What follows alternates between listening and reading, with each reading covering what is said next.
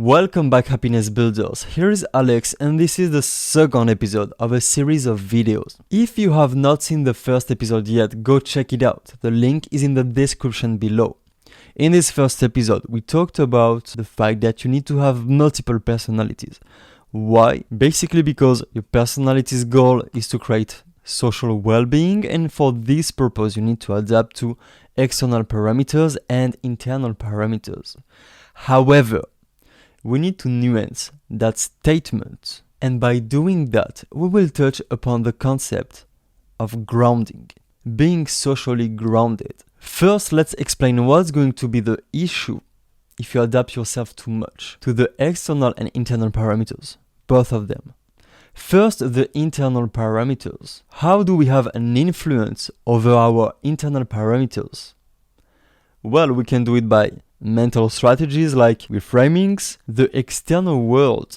So the external parameters are also going to influence the internal parameters. But when it comes to influencing the internal parameters, now, during the interaction, one of the most powerful things we have to our disposition is basically our behavior. The way we behave is going to directly influence our internal parameters. In the same way, the way we behave is going to influence the external parameters as well. So there is a loop, infinite loop between you are in the middle, your behavior is in the middle, your personality, your action, what you're doing, and there is a loop with the external parameters and the internal parameters. You need to adapt to both of them, but at the same time, both of them is influenced by how you behave. We're touching upon some principles of holistic frameworks here, which is that every parameter is interconnected and has a reciprocal influence on each other. For the internal parameters, it's quite obvious, but for the external parameters, let's dig a bit on that. Remember from the first video, you want to adapt your personality, you want to adapt your behavior so that you create well-being. Remember, your personality is a set of behavior, a set of action, a set of spirit movement, call it however you want, that you're going to produce in social context in order to create well-being. And for that, remember, you want to create psychological harmony. And so, well, you need to play with the parameters that are around. And what we said is that from moment to moment and from different settings to different settings, those parameters are going to change. But what we didn't say is that you actually have an influence on how to change them. In order to explain that, we're going to need at least one notion, which is the notion of interpretation. Anything you do is going to be interpreted. There is no raw information in reality. Everything needs to be interpreted. You're going to do something with your behavior. How people are going to react to that, how the external parameters, the external settings are going to react to that, is going to be completely determined by how they interpret what you're doing. So the same behavior, the same personality that you're going to have within the same setting, exactly the same one, will create a different influence on how these settings react to you, how people react to it, depending on how they interpret it. But how is this interpretation created? You also have an influence of that. Look at it this way. Let's take a dashboard. Look, let's say that you are a point here, up, you're a point. Around you is like your internal parameters, up, cool. And here is like your behavior, what you do, your personality.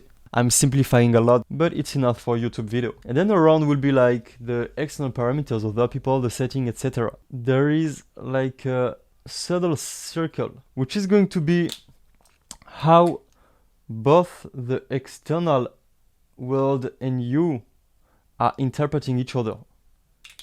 This is going to create the interface between the information which comes out and in, which come from you and from them. And this will be created by some micro details of what you're doing. You might do exactly the same thing. You might have exactly the same personality in a context or in another. But depending on some microdynamics, it's going to be interpreted completely differently and so generate a different reaction. Basically, let's explain it this way. What is driving you and other people? Well, at the end of the day, it's only well-being, but this is being monitored by an entire ecosystem of outcomes, of goals, of purposes, which are structurally hierarchical. This is hierarchies of goals in different dimensions. This is an entire ecosystem of drives. People will behave act and think in a way that is favorable for your own well-being. When they perceive you as someone who is going to enhance this ecosystem that they have. If you want to know every single details about this, well, you should just check out the Enlightened Dating course. Link in the description. Everything is inside, every single detail, super complex. If you want to go to the deep end of the topic, that's where you should be going. But for this video, let's just create two categories. Let's just say that there is the well-being that you can generate for them when there is only you and them. If there was only you two. And there is the well-being of the other things that they want in their life, the other things that can give well-being to them, that you can attract and give them. So basically they want you to generate well-being for them when you are together just by yourself, but also it's a bit like a business. We are trading time, we are investing time, energy, we are making choice to not see other people instead. Well, it needs to be as harmonized as possible with attracting all the outcomes, being in alignment with this entire ecosystem of purposes, of goals, of outcomes, of desires. Very basic example that you might recognize yourself in. You're having fun with someone that you think is super funny, you're actually enjoying them, but you're thinking that they might not have a lot of social status, they might not have a lot of things in their life that are aligned with what you want. Basically, you just think they are low value. But still, when you're with them, you're having fun and you're enjoying their presence. But this is not enough. Remember, it's a bit like a business.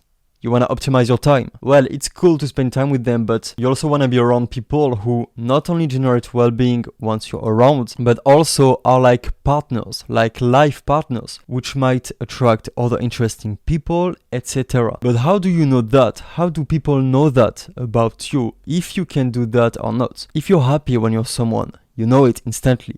Like, you know it. Do I like the presence of this person or not? Am I enjoying this interaction or not?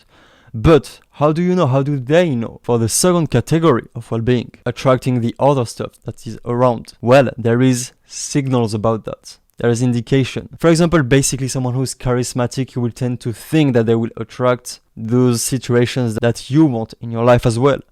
That's a signal. You can sense, for example, if they expect you to like them, if they expect you to like their personality, or if they project that there is a high probability that you will not. You can sense if they need you to like them, if they would be affected if you don't like them.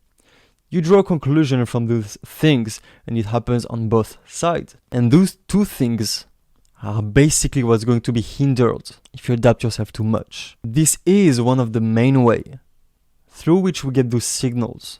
How much is someone adapting yourself to you or not? How much are they waiting to see what your personality is and what you like in order to express the most pronounced traits of the personality that they want to express? For example, if we see another circle like this, and let's say that the further away you are from the center, the further what you say is risky, the more this is out of the social norms, let's say. Well, you can see by how much someone is playing safe, which means how much he's staying in the middle of the circle. By this information, you can have those informations. Do they expect you to like them, which means that they have other people liking them in the past? Or do they need you to like them? Are they willing to take the risk? So adapting yourself, as we've seen in the first video, would be playing more on the middle of the circles until you know what's going on, until you know what's around. But we're seeing here that it would send some signals that would hinder how much people want to be around you or not, and so it will make the external parameters not favorable to your own well-being. Also, when it comes to generating well-being within the interaction while you're interacting with the person, a huge central part of this comes from the precise friction that you will create.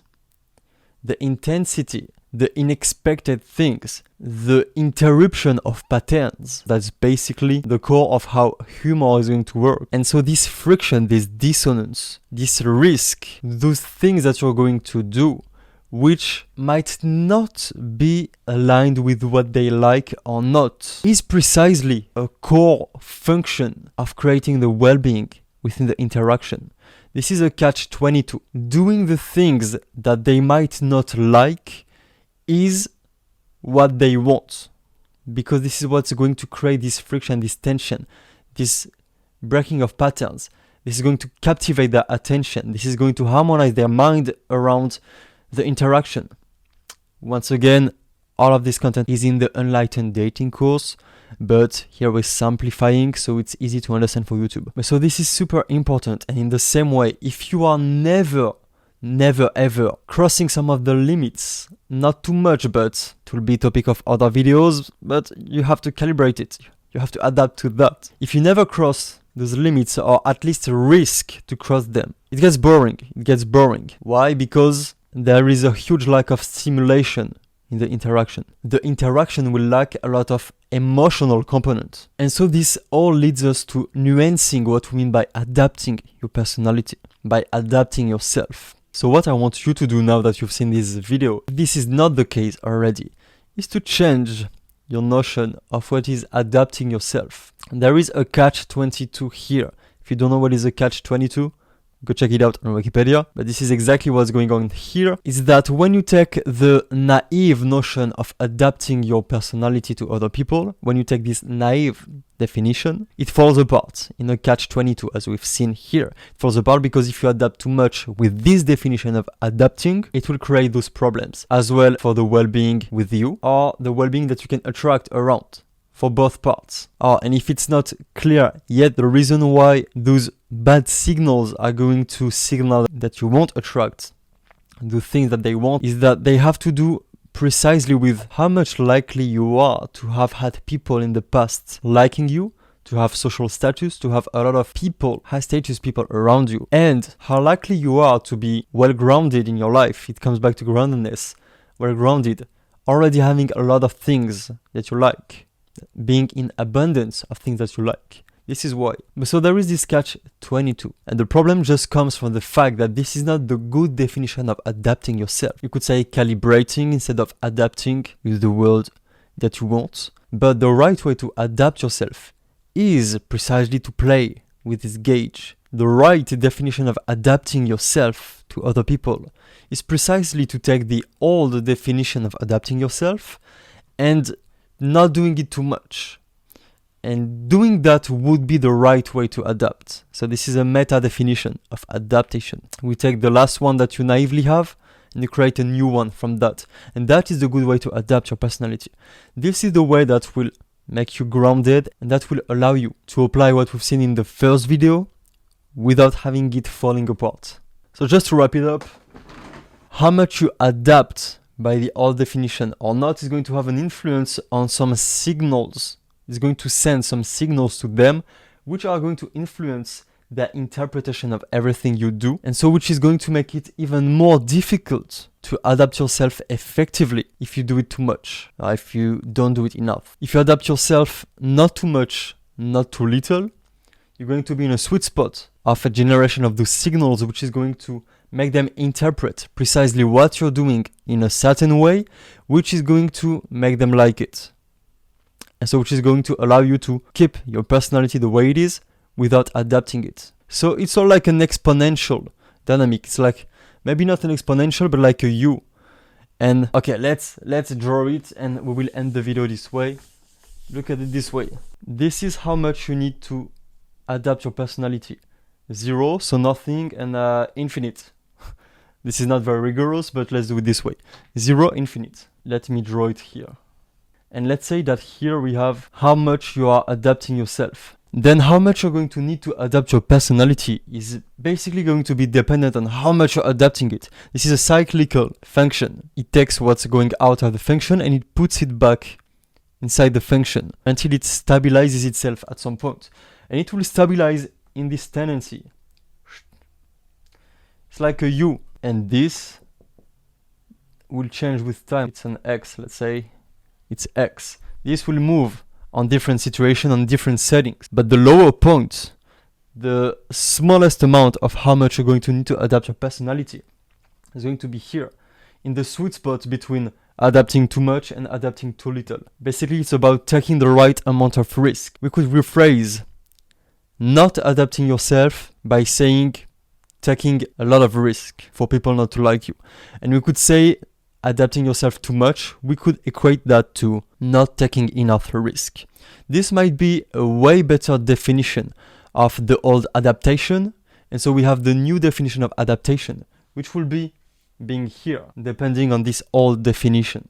This is the right way to adapt your personality to other people. Okay, right, let's wrap it up. If you like the video, hit the like button, subscribe for next videos. This is a series. There might be another episode, don't miss it out. Check out the free masterclass conversation link in the description below. Completely free 1 hour video masterclass about having unlimited topic of conversation, understanding completely what is the structure of a conversation, what are the laws, what are the rules, how does it work. And for YouTube or whatever platform you're seeing this video inside, I'm just going to say, see you next week.